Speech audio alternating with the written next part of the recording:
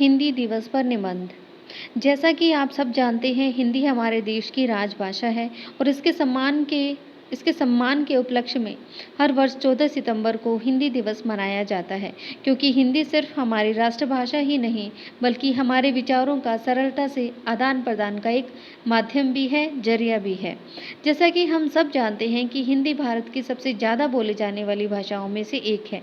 वैसे देखा जाए तो हिंदी का इतिहास लगभग 1000 वर्ष पुराना है, परंतु आधुनिक काल में इसमें सबसे अधिक विकास हुआ है। यह वह समय था जब हिंदी भाषा में भारतेंदु और प्रेमचंद जैसे महान सूर्यों का उदय हुआ।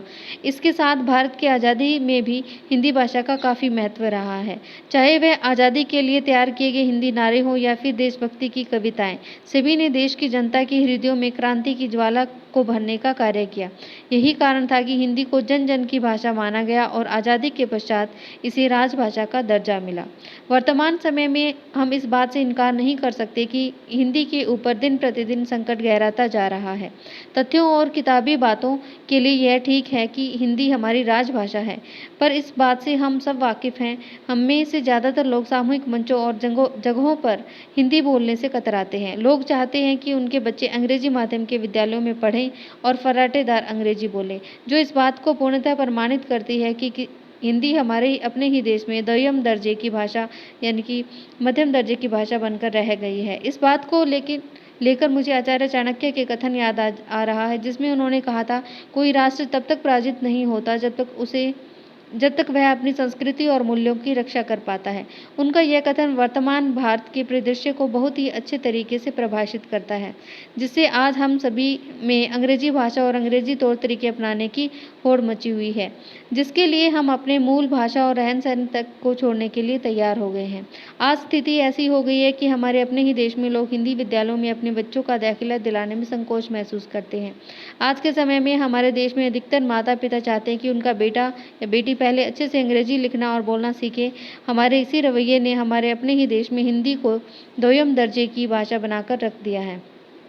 हालांकि अब लोग इस विषय को गंभीरता से ले रहे हैं और हिंदी के महत्व को समझने लगे हैं, जो कि हमारे देश और समाज के लिए एक अच्छा संकेत है। फिर भी हम चाहें तो इसके लिए और बेहतर प्रयास कर सकते हैं।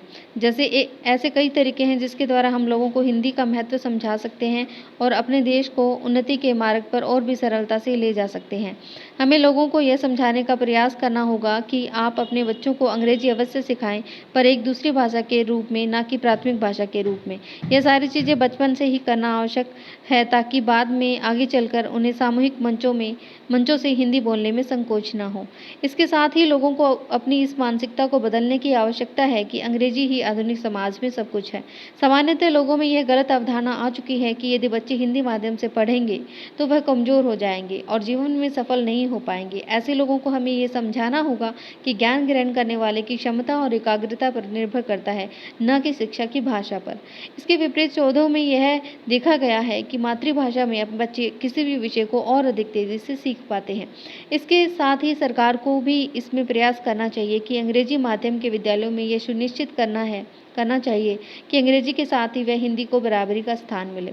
हमें इस अंग्रेजियत के पीछे कुछ ऐसा भी पागल नहीं होना चाहिए कि हम अपने संस्कृति, विचारों और भाषा को ही भूल जाएं। यदि अंग्रेजी ही तरक्की का पर्याय होती, जर्मनी, जापान और इटली जैसे देश इतने अधिक विकसित नहीं होते, जो कि मातृभाषा को शिक्षा के साथ ही अन्य क्षेत्रों में भी इतना ही अधिक महत्व देते हैं। धन्यवाद।